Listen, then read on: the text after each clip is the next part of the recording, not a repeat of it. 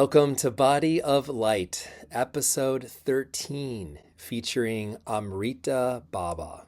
This is the second interview with Amrita Baba, and I felt it was necessary to interview him again, for he is one of the few people I've come across who is actually engaged in creating a system designed specifically for Western lay people engaged in the Western world, and teaching them Vajrayana Buddhism, Dzogchen, and different tantric Hindu practices, yogas as well. The system that he has developed is called Amrita Mandala, and I think it is very unique in the fact that he's focusing greatly on rainbow body and light body development, tailored for the Western people and the Western mind. After our first interview, I wanted to ask him a lot more questions after following him on Facebook and seeing some very interesting results coming from his students, and how it seems that the systems he is offering and teaching seem to be doing something positive, seem to be having a positive result on people, and that his systems are focused so greatly based on rainbow body teachings and light body development. I needed to find out more information on what he was doing and what's really going on with the development of his students and himself related to rainbow body and light body. Because again, these are Westerners who are on the path, who are engaged in similar practices as the monks, the nuns, the sadhus, the lay practitioners of the East, but again, tailored for people in the West living Western lives. We talk about many, many interesting topics in this interview, including, are tantric yoga practices like Vajrayana Buddhism dangerous, possibly, for people in the West? What is the way, or a way, for Westerners living a Western lifestyle to attain rainbow body or develop full light body? This includes talking about Dzogchen and other rainbow body and yoga practices tailored for Westerners. When is it a right time, if any, to let go of a practice that has bared a positive fruit? Is it needed to let go of a practice once it has done what it is supposed to do and you bear the fruit? Do you continuing practicing that practice or let it go? We talk about complex trauma and how it relates to energetical, physical, mental, emotional healing, and how it relates to rainbow body and light body development. I share some personal stories of myself being a Western practitioner of the Dharma and other yogas, and how that relates to being also a father and a lay person in the West. I asked Baba, why would someone want to attain rainbow body or complete light body development? What's the point? Why would one want to do all this work or practices and have this as a goal, or have full enlightenment be something to aspire to attain, allow, or realize? Why do it? We also talk about the dark side of Dharma, how there's many spiritual gurus, masters, lamas who speak the truth, who seem to be helping lots of people, but also have these major flaws to them. And then Baba also explains deeply his Amrita Mandala method, system, practices, how they relate to Western people developing rainbow body and light body. So this and much more we go over in episode 13. So please enjoy Amrita Baba. You spoke about lay practice, and this question, if Westerners, is it possible for Westerners and lay people specifically to attain rainbow body or light body? Yeah. And it's well, that very question, that this very topic has driven my whole career of practice. So 25 years now. Yeah. And I remember reading, it was probably from Sogyal Rinpoche's The Tibetan Book of Living and Dying, which was my first, that was the first book where I read about rainbow body. And I remember it hit like a lightning strike, and I want to find out and I want to dedicate my life for it. But more than that, your question of Western lay people, lay life is so different. How, like, if we think Mahayana Buddhist world from Asia, or Vajrayana Buddhist world from mainly from Tibet, in some other areas in Asia like Japan, there has been monastic practitioners and lay practitioners. But lay life in those cultures in ancient times is completely different from, Western lay life in our time, in this modern time. So, I have had a fair share of, you know, those struggles and trying to find my way. And of course, as a teacher, to then figure out not only a path, a method, but authentic ways for my Western lay students to effectively practice, So leading to before, a light body. right. And you're one of the few Westerners I've found like myself. My whole practice, my whole life has been dedicated to these certain practices and ways of being. And then when I learned about the rainbow body, which was not that long ago, like 10 years ago, and then really deeply going into what it is and the practices 8 years ago, it's been also not necessarily a goal of attaining it for myself necessarily, but how does one do that? And then looking at the people that have had rainbow body death occurrences, experiences, realizations, what are the similar qualities and attributes and practices that they had? Because it's, again, it's like a fruit. It's the fruit, the rainbow body, the light body. It's the fruit of the practice. So you're one of the only Westerners I've found who have such a dedication and interest and passion.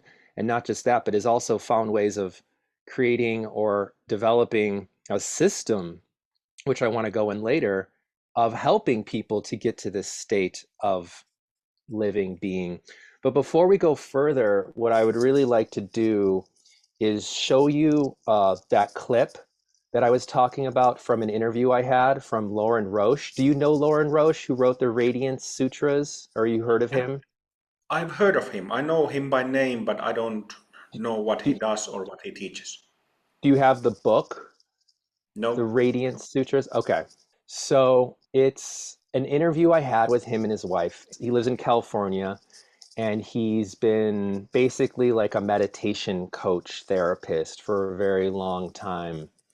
And he translated this ancient text, and I can't remember the exact name of it. My wife's actually doing a teacher training, a meditation teacher training based on this tantric text. He's been with many amazing beings. He's been blessed by the 16th Karmapa. He was at a black hat ceremony from the 16th Karmapa, and a beautiful human being. And he is very engaged with the yogic practices and Tibetan Buddhist practices and all different types of cultures, but he's very engaged in Western life. And he's created this system of meditation called instinctive meditation, where it is tailored towards the Western mind and towards the Western way of being, as it seems something you've done. So I asked him a question of, can Westerners achieve or attain this level of mastery like the rainbow body? And what I'd like to do is play you his response, and then we can let the conversation evolve from there. Does that sound good? Yeah, yeah, okay. Okay, because it's very his response, something clicked in my mind and totally changed my life. It changed my life personally. So I just want to share that with you. So I'm going to share my screen here. Camille and I were teaching a workshop, and there's a woman in our workshop, and she'd been a teacher, a school teacher in Chicago, studying deep study of Tibetan Buddhism. And the teacher had what it looked like, that she had like a diamond body that was a purple violet that I had never seen before. and there's a doll-like quality. And the teacher had been visualizing her and teaching her these visualizations. And what happened to her is that she became obsessed with the teacher, like that was her primary marriage. And she lost interest in her husband and lost interest in teaching. She lost interest in daily life. And so she was a kind of a semi-nun and floating. And so there's lots of, we could say, hazards or dangers when people take these practices that were developed in the meditation traditions and impose them on themselves rather than discovering what's here. It's very complicated, and that's how we learn. We live and learn. It's just that the path out from there is not mapped. Like if you spent, say, 10 years doing many hours a day of a fierce Tibetan practice, and you build your subtle body to be a certain way, I don't know if anybody knows, well, what's the path to being able to live as a regular person? Because a lot of the practices intentionally damage your relationship with your desires so that you feel disgusted by food, you're uninterested in friends, you don't care about anything, and you wind up lost. And I've been saying this for years, because just from observation, because I wound up being quote unquote like a meditation therapist from 1975 on. People would come to me,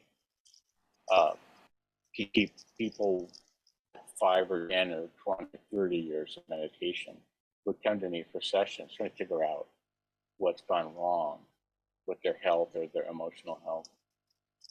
And I said, starting in like the late 70s, I said, I'll bet the Dalai Lama has opinions about this.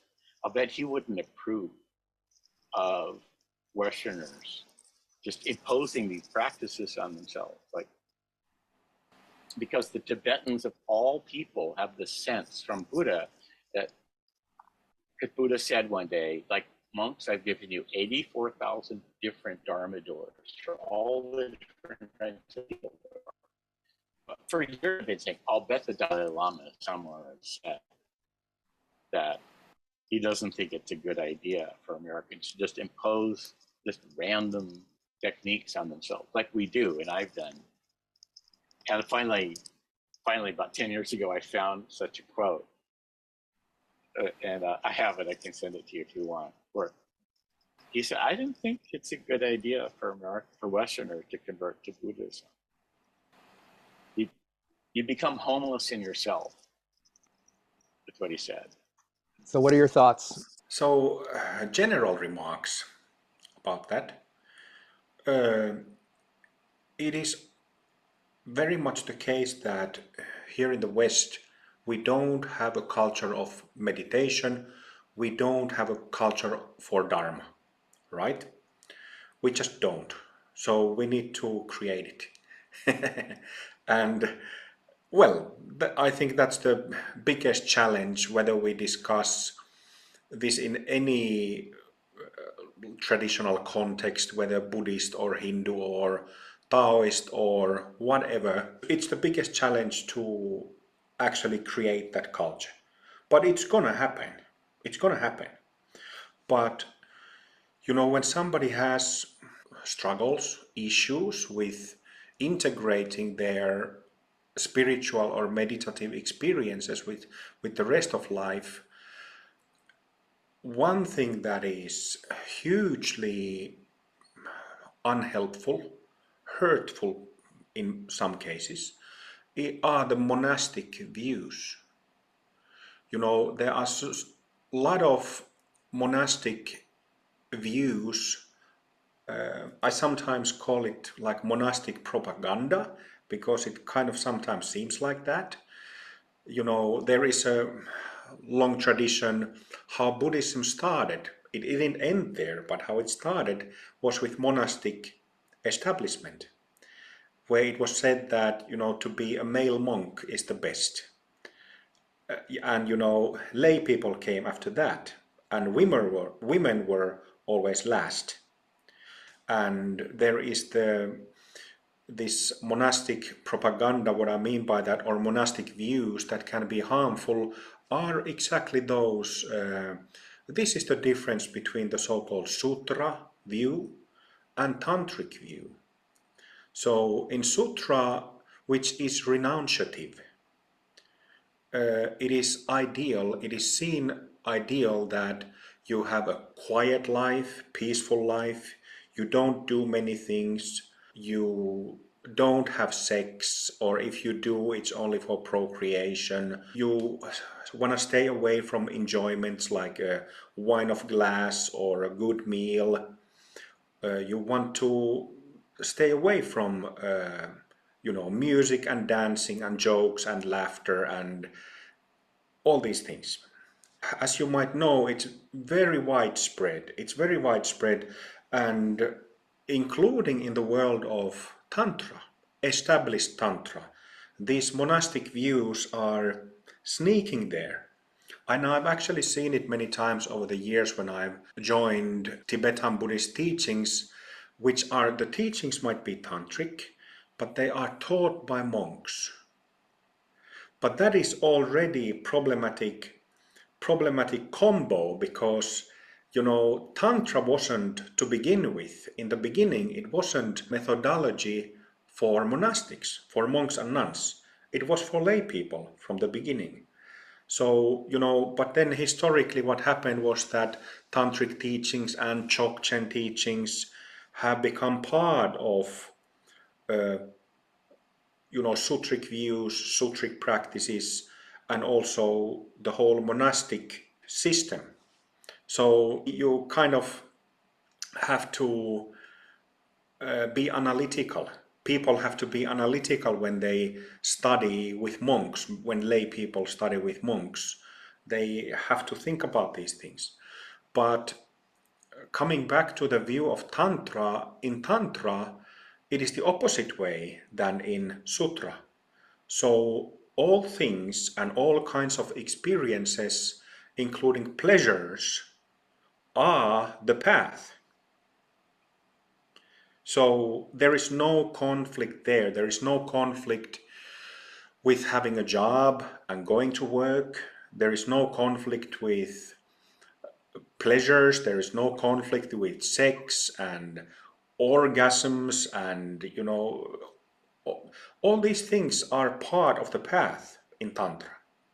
And it is unfortunate, I think, that the tantric view, the authentic tantric view, as it has been practiced and expressed by lay practitioners, it is coming, now it seems like different dharmic traditions have been brought to West since maybe 50, 60 years ago, starting 50, 60 years ago. But by now, because there has been so much interest in the West, in the modern world for Tantra, people have been exposed to these monastic views. Maybe not grossly, but subtly. And so it creates conflicts in people's lives. So this is another issue and problem that needs to be told people that, there is a completely different view and completely different path that is suitable for lay people. And I'm not saying that, like I started with a short remark saying that lay life in Tibet 100 years ago, or lay life of a lay practitioner in Japan, for example, 600 years ago, it's a completely different lifestyle than, lifestyle of people like you and me, modern lay people. So there needs to be adjustments with lay life, I think. But nevertheless, in tantric path, all pleasures and all kinds of things are the path and are brought onto the path. What about the practicing of someone, a lay person who's very engaged with the world, practicing specific practices, rituals, and such that were designed maybe by the monks or designed for more of the hermit or the ascetic type of person, people doing those practices and how they could, like Lauren was saying, damage your relationship with your desires, like what happened to that woman. What's your thoughts around that? Yes, it's an excellent question that I've thought and analyzed a lot because I've had to. I teach Westerners, and the applications, the exercises need to be suitable for Westerners. But, to begin with, whether one lives in Asia, in Tibet, in Himalayas, or in the mountains of Montana, or in some natural place with kind of like people lived a couple of 100 years ago, then I think that practices that have been designed in past centuries and past few thousand years, those methods can be suitable and can be beneficial, can be like authentic paths leading to authentic results. But if you don't live in such circumstances, if you have family, you have a companion, wife, husband, boyfriend, girlfriend, whatever, you have a job, you have bills to pay, you have traffic jams to sit, behind your car, in your car, and all that, then it's a completely different story. So I've spent a lot of time analyzing different methods. What I mean by that is that if we understand the underlying principles, then we can begin to analyze how some method or tradition, how the methods have been built from beginning to end. How the underlying principles are expressed through techniques or series of techniques, different categories of techniques. What are the instructions? What are, how it is taught and practiced. I've spent a lot of time analyzing this exact point, because without doing that analysis, I couldn't have done the work that I've done. So I've spent a lot of time doing that, and my respectful view is that the ancient tantric methods might not be that suitable for modern city people. Exactly because, like in Lauren's example, I don't know, if I haven't really seen that there has been damage with people who have followed some ancient methods and that these methods would have damaged them. But it's understandable that if somebody lived in 17th century Tibet, and now some person from now living in Paris in France or New York in US tries to practice that, apply those same practices, there is a gap. There is a gap there. And nevertheless, there might be probably some benefits, but it's a good question, isn't it? That if we think, especially in the light of full enlightenment or light body, then we need to have a path that works for us, no matter who we are. No matter who we are. So, this is something that I've spent all my adult life really looking into, and then like my beloved guru here asked me many years ago to put together a method that is authentic, that it works, that it's easy to learn, easy to apply for modern lay people. like myself. What I've discovered talking to different people is that the rainbow body system, so the light body practice of Tibet, coming from Padmasambhava and the Dzogchen type of system, is a very specific, tailored system for people who are part of that culture and living in that environment and so on, like you were saying, and who it seems that the people that do attain light body or have physical signs of accomplishment, light body and such at the time of death, they know it's going to happen. It's like an aim. It's a practice that they're specifically practicing something to realize or attain something. That has been my intention. One of them with this documentary is, what is our way? And it seems like you have and are creating and developed a way. So would you like to go into talking more about that? Because I think this is very profound. From the perspective of full enlightenment, as in rainbow body or light body, it is a very important question to ask how much time it's going to take and how much time do I have for practice so that I will get there, right? And this is one question that needs to be analyzed by individuals who resonate with the idea, with the thought of light body.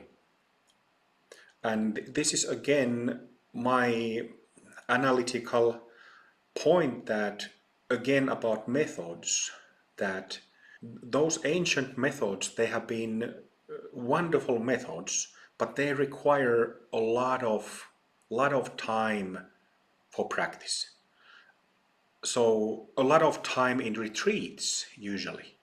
And when I say a lot of time, I mean like at least 10 years, 20 years in retreat. And the rest of the time, it's, life spent in some small village somewhere in the mountains. So obviously, it's not completely different situation for us modern city people. And one thing that about light body that is known and understood too little are the principles behind them. So, the causes of light body. What is the exact cause of full enlightenment or light body? And it is extremely simple. But, so far in history of Dharma, this discussion, this pragmatic and practical discussion was never had. Because there was so much secrecy, there was the, instructions only given to few within traditions and so on. But it is actually very simple. So all of us, all human beings, have the potential to attain full enlightenment, also known as rainbow body or light body. You have, I have, everybody you know, everybody I know, everybody everywhere has that potential. So what do I mean by that potential? What do I mean by underlying principles behind it? Our subtle bodies and our physical body. So we have three bodies. There are all kinds of different explanations of different bodies, the subtle bodies are expressed in different ways. In Buddhism, they often speak of three kayas, which are Dharmakaya, Sambhogakaya, and Nirmanakaya. And this theory of three bodies actually started way before Buddhism in Vedic literature and Vedic tradition with three dehas, three deha, so three bodies. And the way how I teach the three bodies, I use words and names for the two subtle bodies that are kind of household names at this point from literature. And I speak of the physical body, obviously, and then there's the astral body, which is made of meridian channels and is in the form of the physical body. But astral body is non-physical. And then the third one is causal body. I use the term causal body because it's quite commonly used, and it's made of subtler non-physical channels inside the physical body that also creates the aura, the famous aura, and then also the vertical pillar. This is not that commonly known, the full scope of the subtle bodies, but together with the aura in causal body, there is this vertical pillar that goes 5-6 meters above the head. It's about this wide, a little wider than one's shoulders. And then it also goes 5-6 meters below the pelvic floor. So this big vertical pillar. And that's the full scope of subtle bodies. And these subtle bodies, astral body made of meridians inside the physical body, and then the causal body, are the underlying principles behind all spiritual attainments, including full enlightenment or Buddhahood. So you have these subtle bodies, and I have, and everybody else has. It's that simple. So when we speak of, you mentioned Guru Padmasambhava, who's also my beloved guru. You know, I've studied traditional Dzogchen, Nyingma Dzogchen and Burning Dzogchen enough to be able to say that, well, first of all, I respect it, but often ancient old traditions, they don't teach in a very open and practical manner. It also depends on teachers' maturity.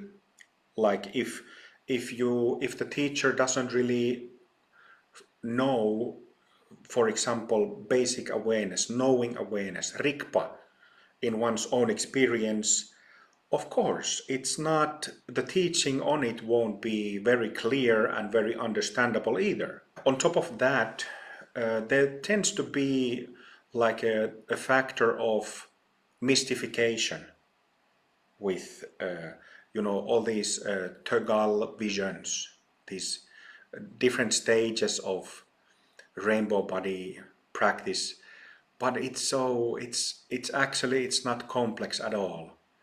I remember Garchen Rinpoche, who I regard very highly and respect completely.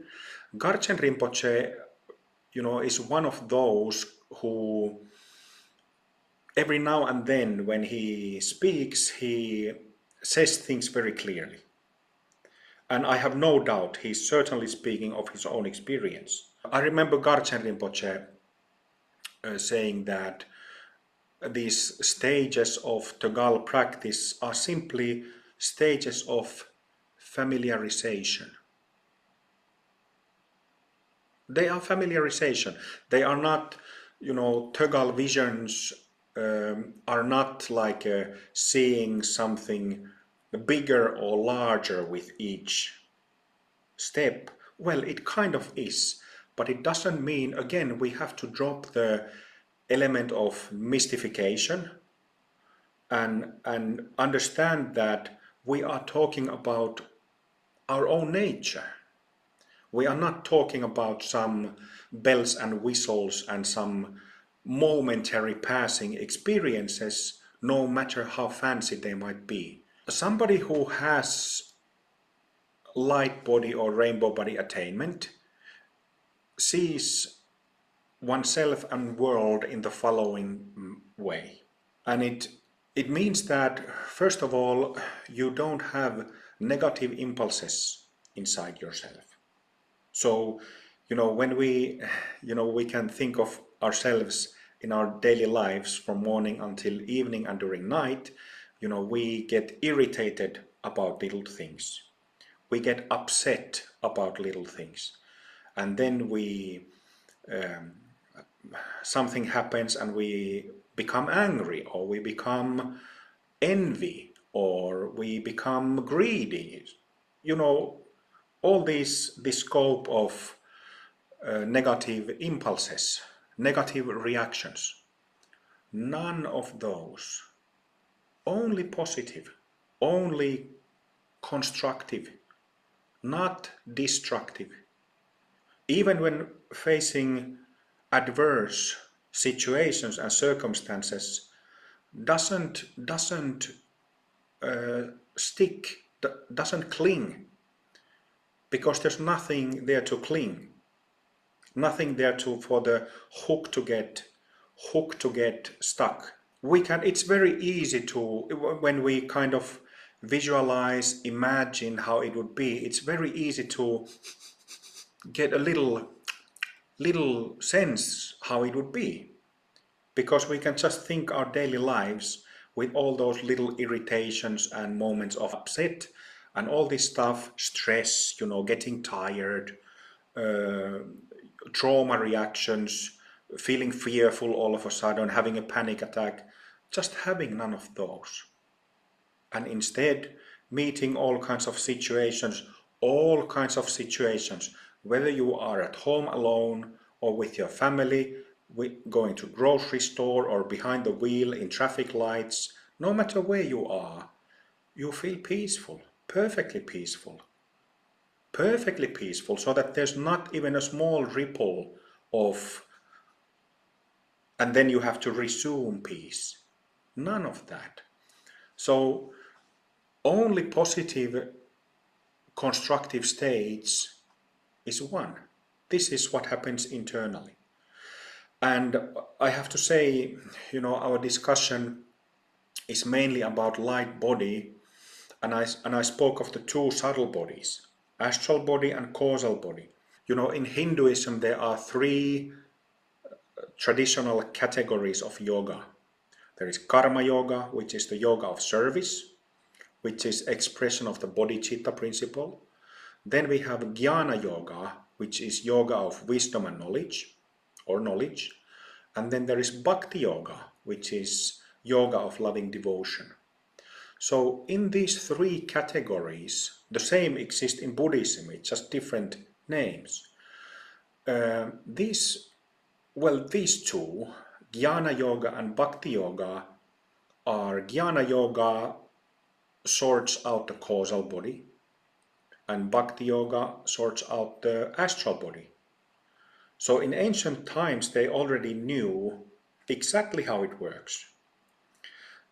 The way how Buddhist tradition began was by Shakyamuni Buddha's view or clarification, like a point of clarification really, about how to purify the causal body, how to get to that jnana or prajna, like it's called in Buddhism. The word prajna comes from prajnana, pragyana, and the end of that word jnana is the same as jnana yoga. So Shakyamuni Buddha understandably felt 2,500 years ago that, countless Hindus are still getting stuck with blissful states. But if you purify, if you establish jnana or pragya, you won't get stuck in blissful states. If you don't get stuck in blissful states, if you purify causal body, it means that then when you start purifying astral body, which is the one that creates that bliss, if there is dirt in the engine, if you don't get stuck there, you will attain light body.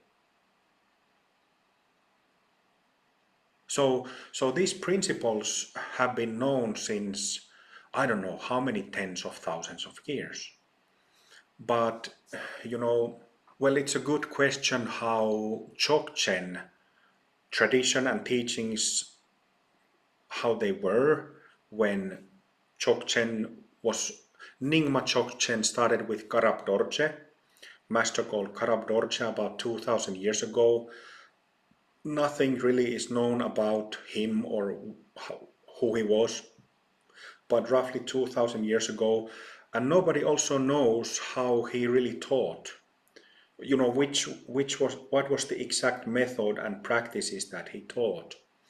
So, you know, his teachings, there is only the 3 sentences from him that have been preserved and are still studied. These 3 sentences, this teaching, is oversimplification. In Buddhism also, if you look in general, I spoke of 3 main yogas in Hinduism. The same covering causal and astral bodies are known in shamatha and vipassana principles. Shamatha is the practice that has the potential to purify the astral body and return it to its pristine condition.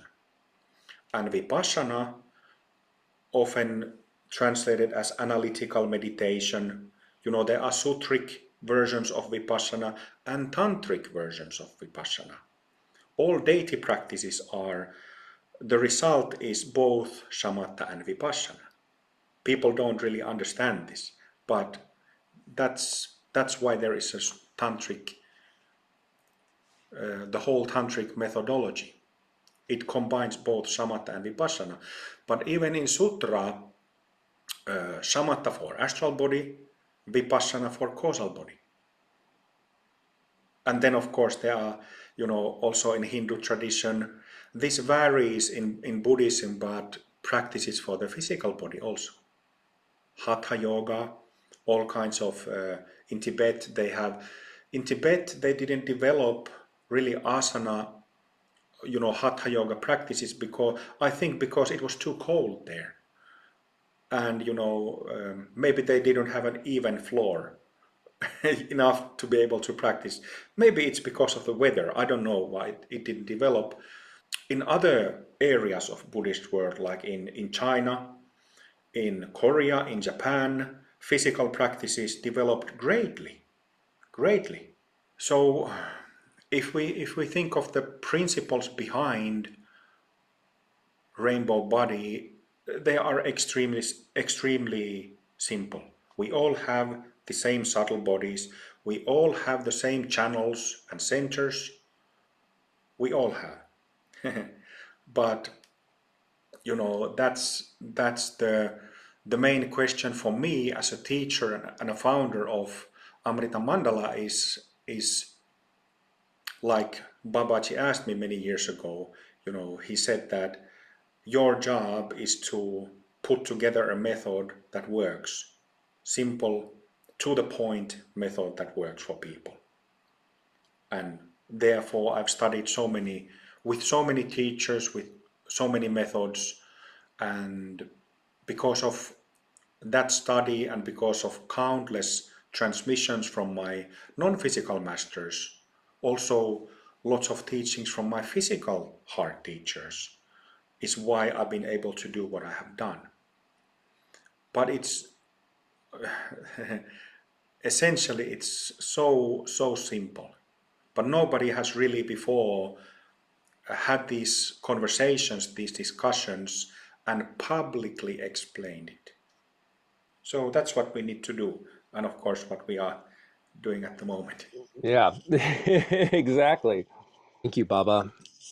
For me, it seems that these different spiritual practices, whether it be anything from any system, from any part of the world, if you include all the lifetimes, if that's a thing, which I think it is, of practicing these systems, plus the current one we're in, are designed to, like you said, there's these different bodies and subtle bodies. So these different systems and different practices are designed with a goal to cleanse, purify, heal physical body, energy body, a mental, emotional body, to, like you said, get to this state where you can be at peace, you can be calm, You can be fully present and aware of everything that's happening moment to moment within you and around you, whether you're getting yelled at by your partner or you're in a traffic jam in LA or whatever, wherever you are, you can find that peace. You can find that presence. And that all these systems and all these practices are helping us to get to that place and to this place of being at a level of attaining rainbow body. Once you feel or are experiencing that place, how important is it to continue doing the same practices that assisted you with getting to that place? So how important is that? And then do the practices change, or are you just using every moment and everything and everyone as the teaching and the guru? Well, well, I guess it depends who it depends who you're studying with and what kind of method you're following. But one thing that needs to be clear is that there is no way to attain light body and not do retreats. So retreats are required. It's just that here we aren't. It's I believe it's perfectly possible to attain light body just by attending short retreats, let's say from 2 days to 7 days, few times a year, on top of one's home practice. As a family person going to work, I think it's perfectly possible with the right teacher and with the right method. So no long retreats necessary. Something that it's kind of one of my tasks is to try to create. I can't establish a culture, one little sangha can't establish a culture, but kind of introduce the idea, let's put it that way, introduce the idea to the West of professional yogis. This is something that is dear to my heart as a someone who's spent many years, practicing 8 hours or more every day while working, while being married. But then, in the West, like we discussed, we don't have a culture. And one I feel essential part of this yogic, meditative, dharmic culture is to introduce the idea that one can be a professional yogi or yogini, which means that professional training in any art or any skill means that you study it full time for a period of time, maybe a few years, 5 years, 10 years, depending how you can arrange your life around it, of course, financially and socially and so on. So my main point is that it is possible to attain light body with perhaps couple of hours, 1, 2, 3 hours of practice a day, doing that for a number of years. And if the method is and one's teacher is focused, if the practice is geared toward that goal, then the result will be there. When I spoke about how it feels, how rainbow body attainment feels from the inside. So I was talking about Tegal visions, which are gradual familiarization with the natural state. So if we think of gradually purifying both subtle bodies, astral body and causal body, it means that we gradually, growing is not the right word, but we gradually shed our self-based delusions and then selfishness in all forms, including traumas. Those gradually fall away, drop away. If the method works again, if it gives the little fruits of the practice all the time.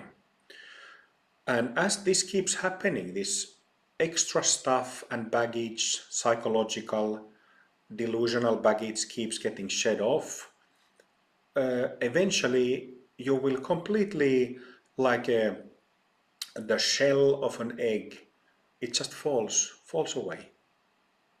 And then you have only pure causal body in its pristine, original, pure state, and only pure astral body in its pristine state.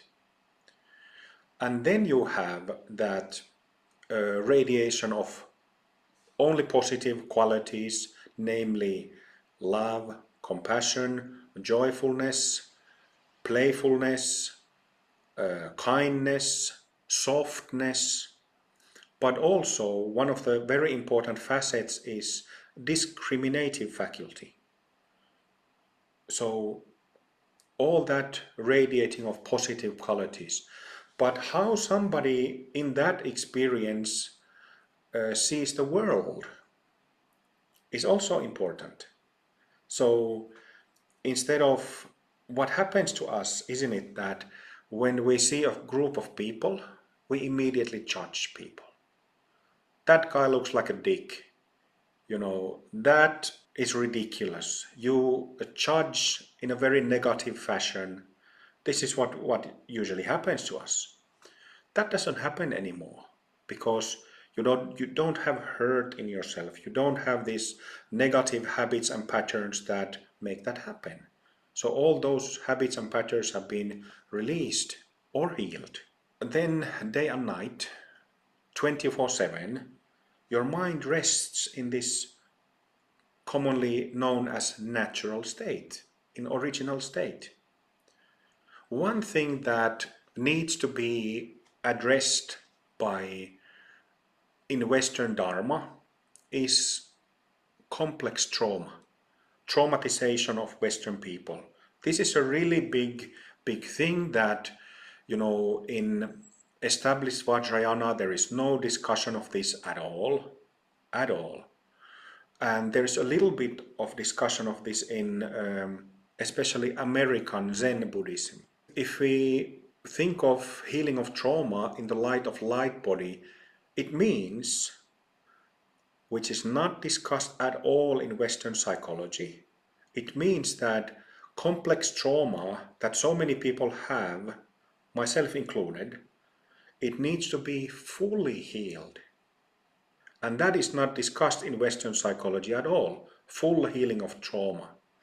So this is something that, well, I've addressed it in great detail in my teachings, but it needs to be done by so many other Dharma teachers. But it's really something that, again, the difference between Asian traditional Dharma and Western modern Dharma, that's one of the things that needs to be addressed. What I was saying about trauma is that what happens with people who have trauma, complex trauma, is that even if you don't do much things during your day, you might be watching television at home, lying at couch and sipping tea all day, but you still get tired, right? Not to even mention, usually people who have complex trauma, their traumas are related to people, other human beings, so human-related trauma. But somebody with complex trauma goes and hangs out in town or has tea or coffee with their friends or meets new people, it can be draining. Why? Because complex trauma does that. It's like a boat that is full of holes. And how exactly we are full of holes is that the subtle body is shattered. The channels in both subtle bodies are broken, and so the prana keeps getting spilled out. So this is how complex trauma works. But when you don't have that anymore, then you don't get tired. You're capable of doing things that you weren't capable before. There are examples of this. I highly revere and respect Ammachi, the hugging saint, who I think is fully enlightened being. in her we can see somebody who's attained light body, and there are others like her. But what we can see with our physical eyes in her programs, or if we go to her ashram and spend a few days to a couple of months there, we can see her tirelessly, meeting thousands and thousands of people one after the other, not getting tired, you know, giving darshans, not only hugging, but giving transmissions to thousands of people one after the other for up to, I think, 26 hours is the longest time that she has done that without taking breaks. That's not possible unless your subtle bodies are completely purified, healed, intact. And what happens there is that without trauma, the prana doesn't get spilled out. So it stays in the system, so you don't get tired, and then you have the capacity to perhaps only sleep very little, perhaps drink very little, eat very little, if you want that. That's a great point, Baba, with the trauma. That's one reason my wife and I dedicate so much time of what we do in our service to helping people heal their trauma and their shadow work completely. Because it's so, when you sit and meditate, if you can do all the yogas and all the tantric practices and such, but if you don't heal the trauma, you can go into this deep state of meditation, and then what's going to come up every time usually is the trauma or the fear or the Yeah, anxiety. that's a problem because shamatha meditation that is practiced by millions and millions of Buddhists, East and West, that very meditation practice, from simple breath following or breath watching meditation, is supposed to do that. But the problem with teaching samatha meditation is that it is presented as concentration practice. If you watch any lecture of shamatha meditation online or attend some lecture in person, they will only tell you that it is about being concentrated and getting distracted. It is almost never presented as healing practice, which is necessary to do if you want to purify your astral body. This is a huge problem in Buddhism. So this is why the way how I teach shamatha is as a healing practice. I did a fair share of shamatha training in my Zen Buddhist days, and after that I could, figuratively speaking, burn a hole in paper with my concentration. I got so good at it because I did it all day for 4 years. But at the end, I asked myself that, where the hell do I need, why would I need such an ability to concentrate? So I think it's a mistake to present shamatha as concentration practice. If it was presented as healing practice, these millions of people would reap much greater benefits from their sitting. So, and same with, like I was discussing, shamatha and vipassana in Buddhist system relating to astral and causal bodies, and then jnana yoga and bhakti yoga in Hindu thing. Well, look at bhakti yoga, yoga of bhakti yogis, yoga of loving and devotion. When you start generating love and kindness, it feels so good and it heals us. So that's another way to heal traumas. So I'm going to ask a personal question that relates to all this, because again, part of this film is about my personal journey around these subjects and topic. This past week, I was dealing with some pain in my face, and I don't experience much pain ever in my body. So when it happens, it's very loud and it's very intense. So I had the week last week where my wife was with my son most of the day and she was allowing me to rest. And one day, multiple days, she was out and I was alone, which doesn't happen often during the day. And I was meditating or just sitting on the couch, looking outside, breathing, I guess going to a meditative seat of practice, you can say.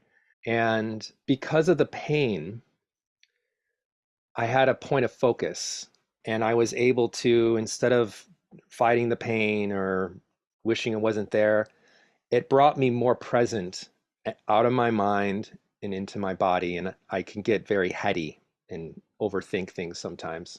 Being in this state, I was observing after hours. I was just sitting there for hours, and just being, not doing anything physically. And I noticed that I was able to just sit and be, even though I was in pain, I was at peace. And I was observing all the thoughts that would come in and go and all the emotions and not being grabbing them, not pushing them away, just being completely present in the moment as it is. And it was going on, I think it was 6 hours at least. I was in and out of that state.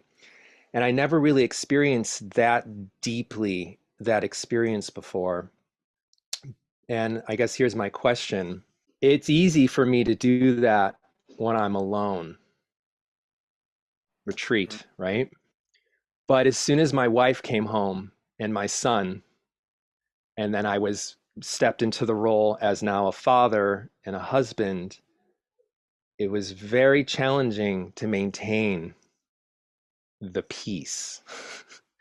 The new, like you were saying with these masters, that where they don't get triggered, they don't get hooked by anger or frustration or irritation or a preference. Oh man, I wish I can just keep sitting, but now I have to do the dishes. Like that was going, for other people who may be experiencing this state that I'm describing, when they're alone, how does one maintain that state or adjust to then stepping in the role of time to be a dad, time to pay the bills, time to drive the car, and maintain that level of peace and awareness and calm? Mm. Well, by not getting attached to the peace and calm. Of course, it's understandable that people who have small children, um, having small kids is so exhausting that I can speak on my own, from my own experience and what I've heard from other people. People do get burnouts from being parents and severe burnouts. So I'm a full-time dad, so it's my main job. yeah, but it can be extremely tiring. So I don't blame anybody for getting attached to common peace, but that's what it is at the same time. And it is in Mahamudra tradition they speak of three main stages from unawakened state to Buddhahood, and the third of those stages is called one taste or same taste, which means that one comes to realize that the problem and the solution are the same. Which one taste or same taste it is, if you read some Mahamudra manuals, it is said that samsara and nirvana have same taste. They are based on the same principle. Problem and solution come from the same foundation, from the same ground. And being a we spoke a little bit about being a lay practitioner in, ancient Tibet. Tibet is still, mostly people live outside of cities. People lived like they lived 500 years ago. So, but comparing lay life in any ancient culture and modern culture is so different. Like if we think of somebody who's very dear to me, like Dilgo Khenche Rinpoche, who was one of the greatest lamas who recently lived. He passed away in 1990. And he, for example, he was a layman. He had a family. But I don't know for certain, but I doubt he ever changed the diapers of his children. You know what I mean? And that's just a little example how different the meaning of lay practitioner was in ancient Tibet and how it is now. We in modern relationship, in family dynamics, we expect that both the mother and father or companions, that they do equal amount of, whatever is necessary for the family to function and home to function, right?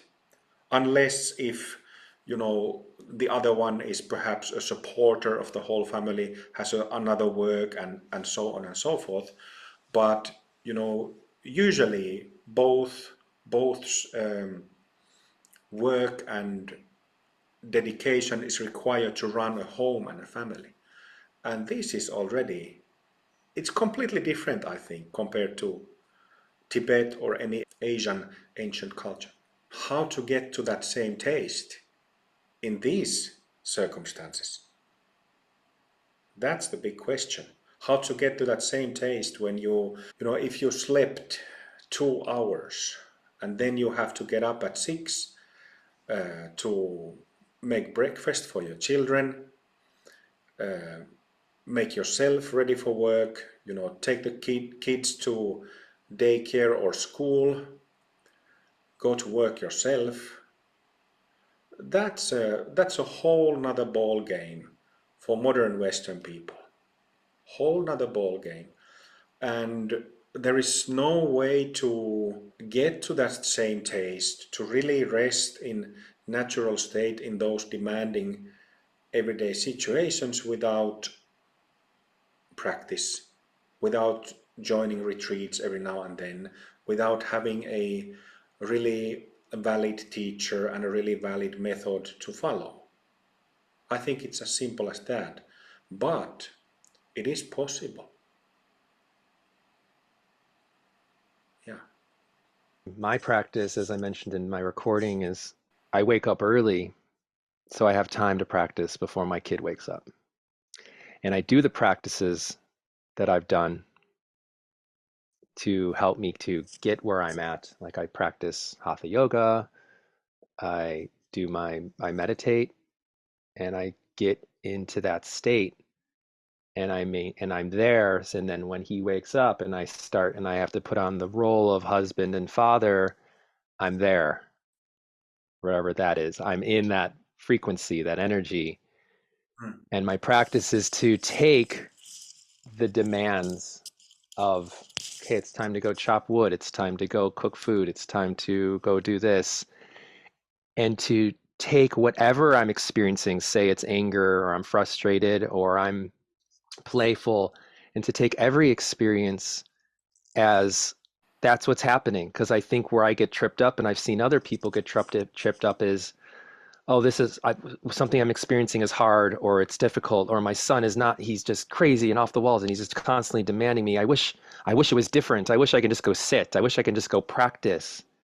So you're wanting the moment to be something different than what it is, rather than taking the moment and just fully surrendering and taking everything you've learned from your practice and applying it to those challenging times.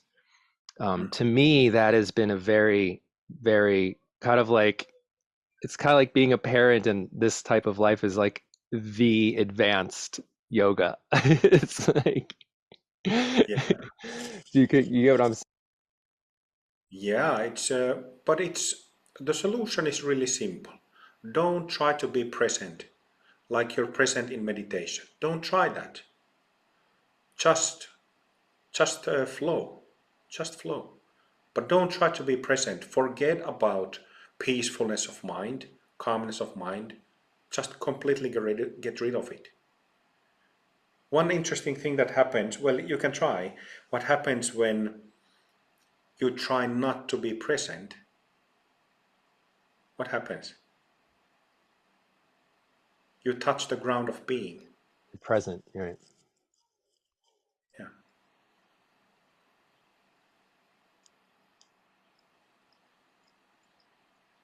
Yeah. Thank you, Baba. I have one final question, and then whatever else you want to add.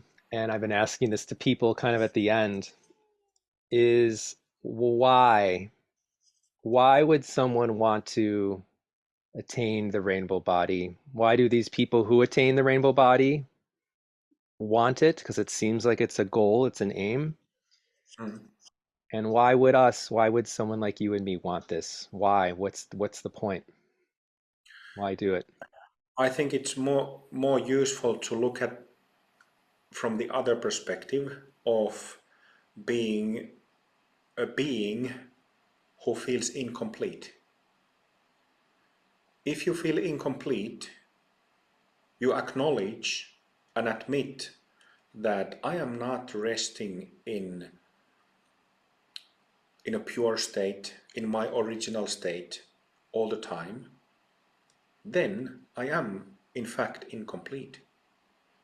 So I think that's more helpful perspective to look at the light body or rainbow body than aiming at this goal of light body or rainbow body.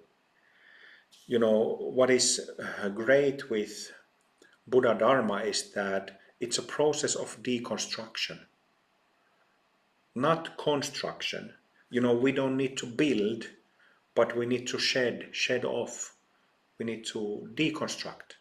So what we deconstruct, those causes that make us incomplete, make us deluded. And that's why. You don't feel complete until your both subtle bodies have been returned to their natural pristine condition. You just don't feel complete. That's the thing.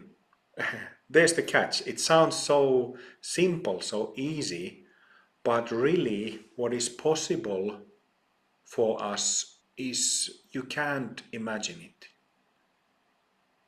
I don't mean to sound like I'm mystifying or somehow describing some completely out of the ordinary thing. No, there is sense of familiarity with our true being, our true nature, but we are so used to our deluded and hurtful, traumatized condition that we don't really know ourselves. But my experience is that if you have practices that enable you to recognize your true being, that being who has light body, untainted, undistorted, if you have practices that enable you to recognize that pure being on daily basis, we come to understand very quickly, relatively quickly, that, oh, I could never imagine what this, I use the words like natural state. It's constantly used in Buddhist literature. I use the word purity a lot, which is a lot used. But to have really total experience of total purity, of this state that is natural, original, it is at first extraordinary because there is so much depth It's so rich, it's so complete, day and night. And we truly don't have these negative functions. That it is pretty special because of that. And of course, I spoke of hugging Saint Amma. I mentioned Garchen Rinpoche. There are others, maybe who are, living in rainbow body, light body right now. And when we go to the presence of such a person, I used to watch when I was a teenager, I watched sci-fi TV and sci-fi movies, and they always had these portals to other dimension, right? I remember meeting Ammachi for the first time in 2003, and many years and many times after that. And when I look at her, it's like looking into that portal. That she seems like a being who is fully enlightened, kind of looks like you're looking into a different dimension or a different realm. But this realm isn't some fantasy realm or some imagined fluffy realm. You're looking at your own self by looking at somebody who's that attained. Such beings stand out in crowds. Because there's so many who are not that. So they're like these lights in the darkness. Yeah, exactly, exactly. Who are the other living beings that you are aware of besides Garchen Rinpoche and Amachi that you feel have attained full light body? Or are they the only two that you really know of who are alive that you could be with? Well, I'm kind of assuming or presuming that there are a few others, maybe in Tibet, but I know that there's one Theravada monk who's over 80 years old. His name is Luang Por Jamnien, who's very famous, like northern Thailand Thai monk. And I don't remember if we discussed this in the first interview, but he doesn't get tired. He barely sleeps, and he has this weight, physical weight that he carries on his body that weighs something like 50 or 60 kilos, and he never takes it off. And he meets people all the time, helps them, feeds them, blesses them. And so I don't remember if we discussed this light body in Theravada tradition, but I've checked this from a traditional source, and it was confirmed that in Theravada tradition, it is known that the bodies of some monks completely disappear and some of them shrink. And I don't, I follow Mahayana standards myself. Mahayana standards are different from Hinayana or Theravada. So I don't, because of that, I don't think Luang Por Jamnian or others like him are fully enlightened Buddhas. But their astral bodies and half of their causal bodies are purified. But it's mostly the purified astral body that enables sleep very little, completely go without sleep, and maybe eat very little or drink very little. So it's the astral body that mostly dictates what one is physically capable of. How important do you think it is where every level, say we have like what we do, our practices, our mental body, our energy body, our physical body, and then our karmic life, like how important is it that we have all these different levels? If one is very developed in their astral body, energy body, and in their mind, and has reached this level of enlightenment, but physically causes harm to themselves or others, does that throw all the rest of it out of balance? Or does every level of our existence, what we do behind closed doors, how we treat ourselves and others, does the whole package have to be this type of level of being, or can there be flaws, human flaws? Can there be still things to work on? Say these, say Chogyam Trungpa, he was alcoholic, smoked cigarettes, womanizer when he came to the States for whatever reason. But when he died, it seems that there were rainbows and there were signs of completion and mastery. What's your thoughts on that? I just say this one comment. Chogyam Trungpa, I dislike him very much. I've had extensive discussions with one of his wives, but at the same time, he was a Dharma teacher for many people. But he wasn't even close to being fully enlightened. Not even close. I've met him a couple of times in meditation, said, put my hands together and said, thank you very much, all the best. But he wasn't even close to enlightenment.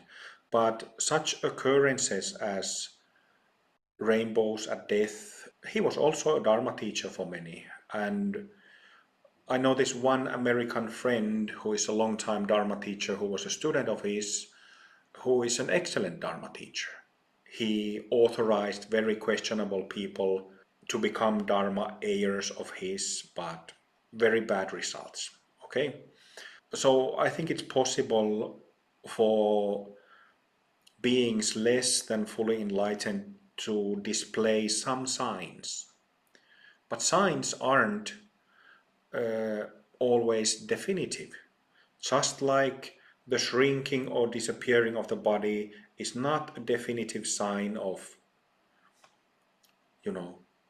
I think that Dilgo Khyentse Rinpoche and Chatrol Rinpoche, many other Rinpoches were fully enlightened, but they left corpses. When you say he wasn't fully enlightened, what are you basing that off of? His actions, or No, I based that on Bumi analysis of analyzing his subtle body. the alcohol can't help? One of he had an assistant who carried his cocaine vial. Like he was addicted to coke, he was a bulimiac, tortured a cat to death with a blowtorch. He had a very traumatizing upbringing. Chogyam Trungpa's Dharma brother, Orgen Tobgyal Rinpoche, who's still alive, I remember a friend sending me Orgen Tobgyal Rinpoche's interview where he said that where him and Chogyam Trungpa were trained in the monastery under Chamyam Chökyi Lodro. Rinpoche was really huge, Rinpoche really famous. There were whippings, lashings of monks. And these young monks were punished so violently that their backs would be completely in like bloody pulp. So that's where they grew up, that's where what they were exposed to. So if you see that every now and then as a young boy, as a teenager, you understand that this is the Dharma world, this is the world of this is enlightened behavior, that you sometimes torture people so that their the flesh on their backs is like a bloody pulp.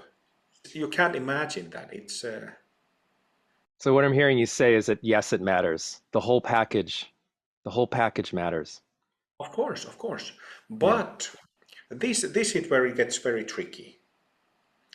I always like to think of a story related to Guru Rinpoche, Padmasambhava, who he had one of his close disciples, Lalung Palgi Dorje.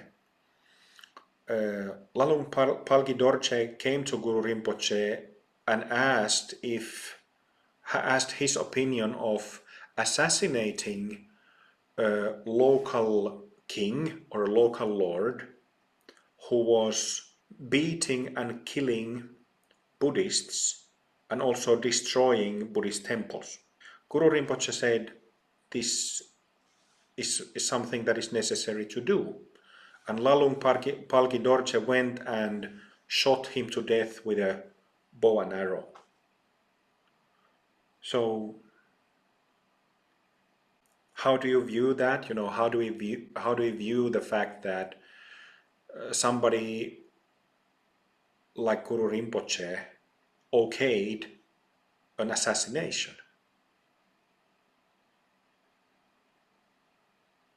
If we look at it purely only from the perspective of murdering somebody, then it's a problem. But if we understand why it was necessary to kill this evil lord, we can understand that, well, he was avoiding creating more negative karma, very negative karma for the evil lord, as well as preventing other Buddhists from getting killed, and thus taking the opportunity to practice the Dharma. So it's reasonable in that sense. Sometimes protection is an act of love. Of course. Baba, I have one more question I want to ask you about the systems you've created, because I think it's really important that people know what you offer. So this is related to the question of, can one practice like Vajrayana Buddhism, Vajrayana Buddhist practices, tantric practices, rituals, what have you, and also reap have the effects of them work and live a life of a layperson? You've created systems, practices tailored specifically for Westerners involving this. Can you talk to like a general description of what that is? Like, is rainbow body yoga something you offer? Is that what this is? Can you speak to, just give a little general description of what it is you've developed relating to all of this? So I've studied with many physical teachers, and I had two heart teachers. One of them was Japanese Zen master and master of Zen arts. His name was Terayama Roshi. And then the other heart teacher who I had was American lady called Sivakami Om Anandi, who was in Yogananda's lineage, but she was also a mystic of very, very advanced mystic, so she received many teachings non-physically. There are other interviews of my connection with both of them. But on top of studying with these many teachers and having two hard teachers, the main bulk of what I learned has come from my non-physical masters, such as Padmasambhava and Babaji here and number of others. And this group of so-called Mahasiddhas, fully enlightened Siddhas masters, form a congregation called Mahasiddha family in Amrita Mandala. So altogether there are roughly 50 Mahasiddhas from Buddhist, Hindu, Taoist, and Christian traditions who have expressed to me that they want to be part of what we do in Amrita Mandala. Just giving blessings and spiritual support. Our practices, our method, so we have two subtle bodies, like we've discussed, causal body and astral body, and these are the main causes of our samsaric, deluded, hurtful condition or pure condition. So our practices are, I haven't kind of pulled any magical rabbits out of my hat and created completely new practices. No, it doesn't work like that. But I have reviewed lots of practices, and also from my career of practice put some practices that have been more widely practiced but have been forgotten or completely lost, I put those practices back together to create a dynamic composition that people can easily learn and easily apply. Because of there are two different subtle bodies, that's why we have so-called two different paths, two different sets of practices for both of the subtle bodies. So we have, for the causal body, we have rainbow body yoga, which is Buddhist Tantra, which means that it has Buddhist energetic design, which emphasizes causal body purification. In other words, it means, as we all know, Buddhism emphasizes emptiness or wisdom practice. That's what it means, in other words, causal body practice. So we have like a set of Buddhist tantric practices to return causal body in its pure state. Similarly, we have the other path for astral body purification that uses Hindu tantric practices and also trauma healing practices for the reasons that we discussed, because complex trauma and traumatization in general is so widespread in the West, is why I felt it necessary to have effective trauma healing practices. And the main trauma healing practices are available online in YouTube. It's been a year since the early 2024 when I started teaching those, and I received so many messages of people telling me that they literally got out of one session more than they did in 4 years of psychotherapy, something like this. So, but yeah, we have two different paths under the same roof. And the reason why we have a kind of Buddhist path and Hindu path isn't really, we are still practicing according to the Buddhist view. So, we don't, a theory or a view is extremely important, and so in terms of view, I haven't kind of put Buddhist view of middle way philosophy or something like that together with Advaita or Vedic view or something like this. We have the Buddhist view, but the reason why I say that we have Hindu tantric practice is because the energetic design of Hinduism, the energy of Hinduism is different than Buddhist. And the energetic design of Hinduism much more emphasizes and addresses the astral body. So that's why, it's simply like this fusion tantra, like I call it, just taking best of both worlds. And I haven't really decided to, I will take this bit from Buddhism and that bit from Hinduism. I haven't done that. This is something that my masters have presented and given me and transmitted to me. So I've simply, my part in this work has been, of course, to teach.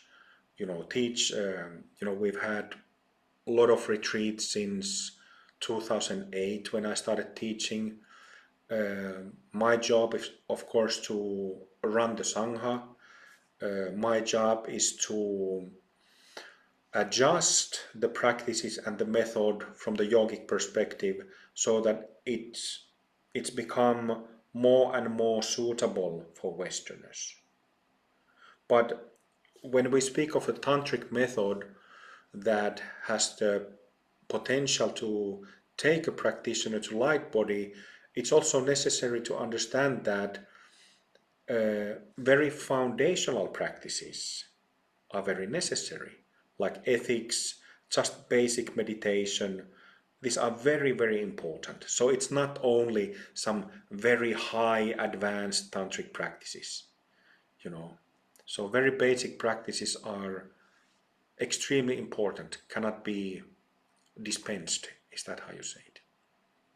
you've had students that have been with you for some time, Yeah. and you've written the book Buddha's Among Us or something to that title, correct? Yes, yes, yes. Yeah. We talked about that, I think, in our last interview. So you have people who are in the West, who are lay in the Western world, who are engaged in what you're this system. I love how you guys post photos of your faces Mm. regularly because you can see results. It seems these systems are working from the Yeah. results of the people. Yes, I got the idea of photo and video documentation in early 2013 when I had had maybe 3 awakening experiences. And when I was watching myself from the mirror, I could see that that guy looks different after each of these shifts. And then one of my gurus taught me the so-called 13 stage model, 13 Bhumi model. And this is something that we have extensively documented, both on photographs and in video clips by myself and a number of my students since 2013.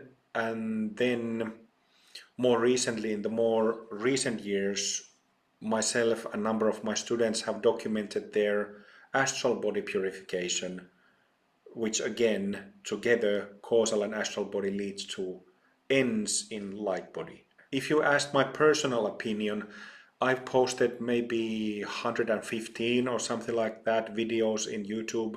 By now, there's a playlist on our Amrita Mandala YouTube channel where you can see all these videos, you know, myself staring at the camera through all these years and through all these stages, and as well as videos from others.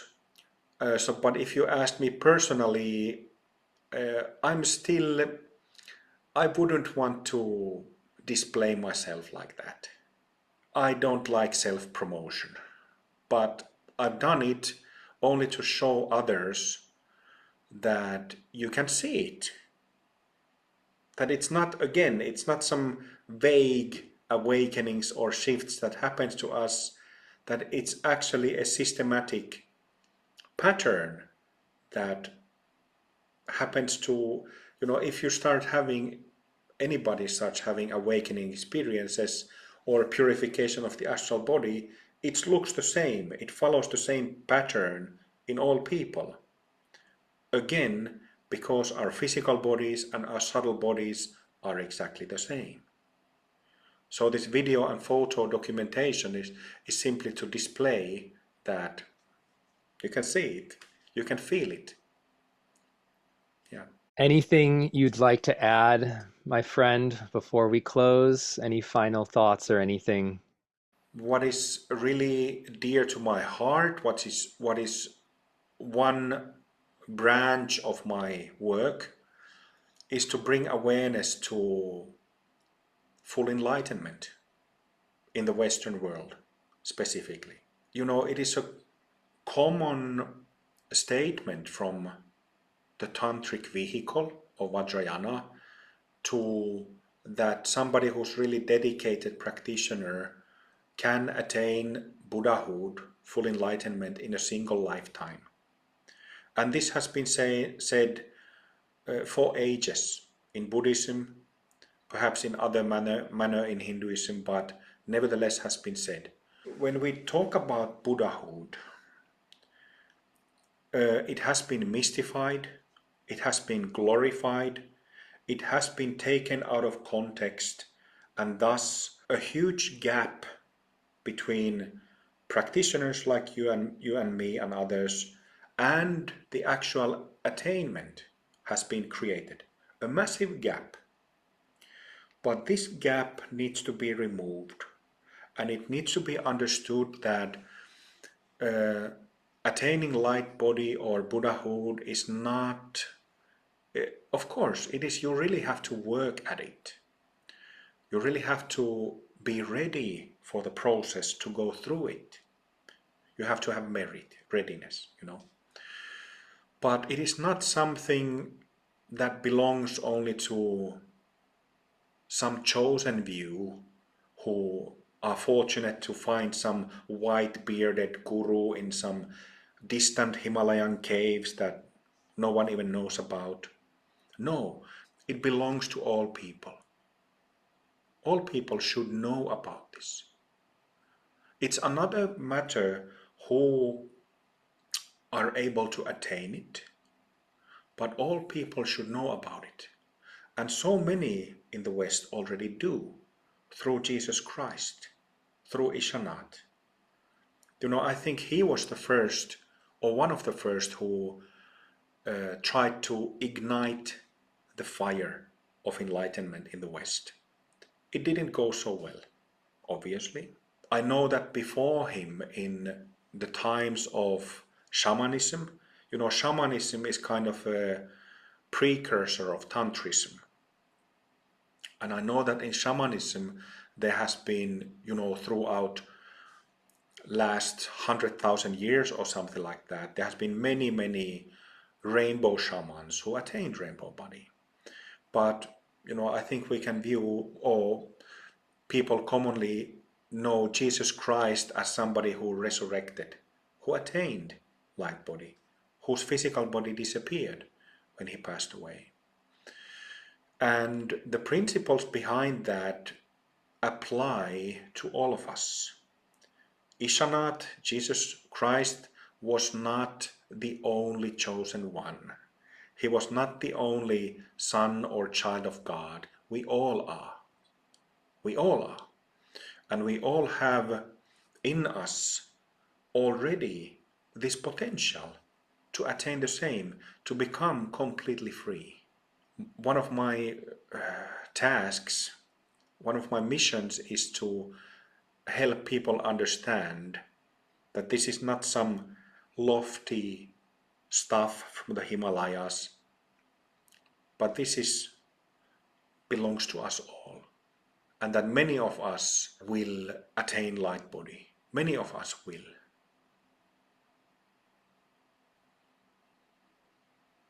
There ain't nobody, illusory, transformed to rainbow body, clear light shining, calmly abiding, great perfection, rainbow body, empty. There ain't nobody, illusory, transformed to rainbow body, clear light shining, calmly abiding,